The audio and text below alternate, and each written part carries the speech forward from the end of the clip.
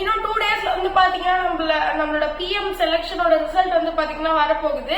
அதனால நம்மளோட மக்கள்லாம் ரொம்ப ஆவலா எதிர்பார்த்துட்டு இருக்காங்க. எனக்கு தெரிஞ்சதுல பதிவுகள்லாம் இப்ப நான் உங்க கூட பகிர்ந்துக்க போறேன். முதல்ல இந்தியாவில் வந்து பாத்தீங்கன்னா இந்த டைம் ஓட்டர்ஸ் வந்து பாத்தீங்கன்னா 96,88,21,926 பீப்புள்ஸ் வந்து பாத்தீங்கன்னா ஓட் பண்ணிருக்காங்க. இது வந்து இந்தியாவோட ஃபர்ஸ்ட் எலெக்ஷன் கூட கம்பேர் பண்ணும்போது இது 6 டைம்ஸ் அதிகமா இருக்குது. அதே மாதிரியே இந்த வருஷத்தோட எலெக்ஷனுக்கு வந்து பாத்தீங்கன்னா மக்கள்லாம் இது ரொம்ப எக்ஸ்பென்சிவான எலெக்ஷன் சொல்றாங்க. ஏன்னு பாத்தீங்கன்னா இந்த வருஷம் எலெக்ஷனுக்கு 1.35 lakh crore செலவாயிருக்குது. அதாவது வந்து பாத்தீங்கன்னா ஒரு பர்சனுக்கு 1400 rupees. 2019ல பார்க்கும்போது வெறும் 60,000 crores தான் செலவாயிருக்கு எலெக்ஷனுக்காக.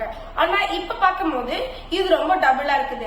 அதே மாதிரியே இந்த வருஷம் எலெக்ஷன்ல இந்த நிறைய வருஷத்துல வந்து பாத்தீங்கன்னா சில மலை பகுதிகளுக்கு எல்லாம் ஓட்டர்ஸ் போய் ஓட் போடணுன்றதுனால மெஷின்ஸ் எல்லாம் எடுத்துட்டு போற ஆபீசர்ஸ் இந்த தாட்டி நடந்து போறாங்க. டாங்கீஸ் அந்த மாதிரி சில அனிமல்ஸ் எல்லாம் யூஸ் பண்ணிக்கிட்டு போறாங்க. அதே மாதிரி வந்து பாத்தீங்கன்னா இந்த தாட்டி நிறைய வாக்குச்சாவடிகள் கவர்மெண்ட் கொடுத்திருக்காங்க. இது வந்து பாத்தீங்கன்னா பிங்க் வாக்குச்சாவடி, பசுமை வாக்குச்சாவடி, அப்புறம் அரண்மனை வாக்குச்சாவடி. இதெல்லாம் எதுக்குன்னு பாத்தீங்கன்னா மக்களை கவர்ச்சியா அட்ராக்ட் பண்ணி ஏன் கவர்மெண்ட் இந்த மாதிரி ஸ்டெப்ஸ் எல்லாம் எடுக்கிறாங்கன்னா இந்தியாவில 100% ஓட்டிங் இருக்கணும்ன்றதுக்காக கவர்மெண்ட் நம்மள அட்ராக்ட் பண்றதுக்காக இந்த மாதிரி சில எடுத்திருக்காங்க. அதே மாதிரியே இந்தியாவில் வந்து பாத்தீங்கன்னா 543 மக்களவை தொகுதிகள் இருக்குது.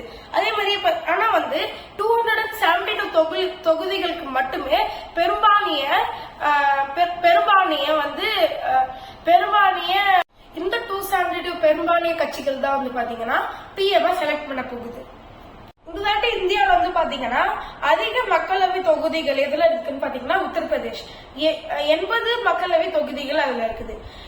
அதுவே ஆப்போசிட்டா லீஸ்ட் மக்களவை தொகுதிகள் எதுல இருக்குன்னு பாத்தீங்கன்னா மிசோரம், நாகாலாந்து, சிக்கிம், லக்ஷத்வீப், லடாக், அப்புறம் புதுச்சேரி. தமிழ்நாட்டு கூட புதுச்சேரி இன்க்ளூட் பண்ணி பாத்தீங்கன்னு வச்சுக்கோங்களேன் மொத்தமா 40 தொகுதிகள்.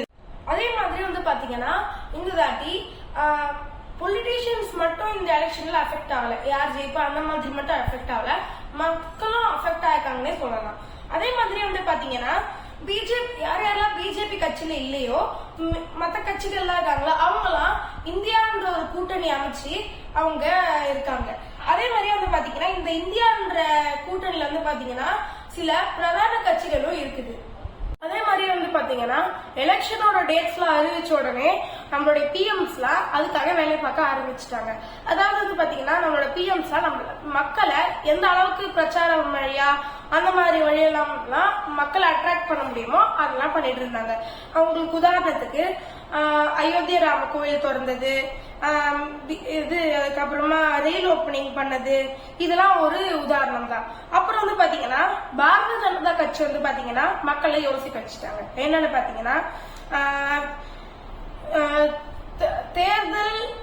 தேர்தல் பத்திரிகை ஊழல், அப்புறம் இந்த விவசாயிகள் போராட்டம், அப்புறம் இந்த சிலிண்டர் பிரைஸ் அதிகரிப்பு, அப்புறம் இந்த சிபிஐ இடி ரைடு, அப்புறம் இந்த ஆப்போனன்ட் சிஎம்ஸ் அரெஸ்ட் பண்றது, அப்புறம் ஸ்போர்ட்ஸ் பிளேயர்ஸ் மேல செக்ஸ் ஹராஸ்மெண்ட் அந்த கேசஸ்லாம் பிஜேபி அவ்வளோத்தரமா கண்ணும் காணாம போயிட்டாங்க. அதனால இந்த தாட்டி மக்களுக்கு அவர் மேல கொஞ்சம் மரியாதை விட்டு போயிடுச்சு. அதே மாதிரியே வந்து பாத்தீங்கன்னா இந்த மாதிரி பாரதிய ஜனதா கட்சி பண்ணதுனால மக்களுக்கு அவங்க மேல கொஞ்சம் அவநம்பிக்கை உருவாயிடுச்சு.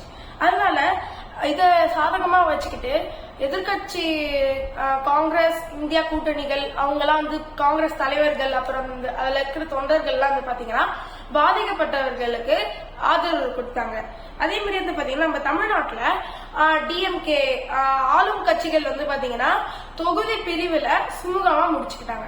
ஆனா நம்மளோட அதிமுக கட்சி வந்து பாத்தீங்கன்னா அதிமுக கட்சியே பிரச்சனை, ஆனா அதுல தொகுதி பிரிக்கிறது அதை விட மேலும் பிரச்சனை. அதனால வந்து பாத்தீங்கன்னா இது அதிமுக கட்சியில வந்து பாத்தீங்கன்னா தொகுதி பிரிக்கும் போது சில பிரச்சனைகள் வந்துச்சு.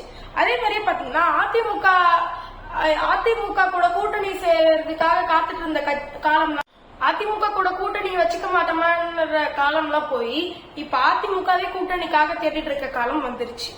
அதே மாதிரியே வந்து பாத்தீங்கன்னா இந்த தாட்டி பிஜேபியும் அதிமுகவும் கூட்டணியில இருந்தாங்க. ஆனா பிஜேபிக்கும் அதிமுகவுக்கும் சில சர்ச்சைகள் ஏற்பட்டது, லைக் சில மிஸ் அண்டர்ஸ்டாண்டிங் ஏற்பட்டது. அதே மாதிரி வந்து பாத்தீங்கன்னா இப்ப நம்ம எப்படி சோசியல் மீடியா யூஸ் பண்றோமோ, சோசியல் மீடியா எலெக்ஷன் அப்ப ஒரு பெரிய டூலா இருந்துச்சு பொலிட்டீஷியன்ஸ்க்கு. ஃபார் எக்ஸாம்பிள் எப்படின்னா, ஒரு பொலிட்டீஷியன் வந்து பாத்தீங்கன்னா முஸ்லீமோட அந்த முஸ்லீம் டெம்பிளுக்கு எதிரில் எப்படி அம்பு விடுறது, அப்புறம் வந்து பாத்தீங்கன்னா உதயநிதி ஸ்டாலின் அவர்கள் செங்கல் எடுத்து எய்ம்ஸ் மருத்துவமனை அந்த அந்த பிரச்சனையை இது பண்றது, அதுக்கப்புறம் வந்து பாத்தீங்கன்னா அண்ணாமலை பிரச்சாரம், அதான் அந்த பிரச்சாரம், அப்புறம் காங்கிரஸ் தலைவர் வந்து டிஎம்கே தலைவருக்காக பேரிகேட் தாண்டி ஸ்வீட் வாங்க போயிடுது, இதெல்லாம் ரொம்ப ட்ரெண்டிங்கா போச்சு. அப்ப எலெக்ஷன் அப்ப சோசியல் மீடியான்றது பொலிட்டீஷியன்ஸ்க்கு ஒரு பெரிய டூலா இருந்துச்சு. பாப்போம் இந்த வருஷம் யார்.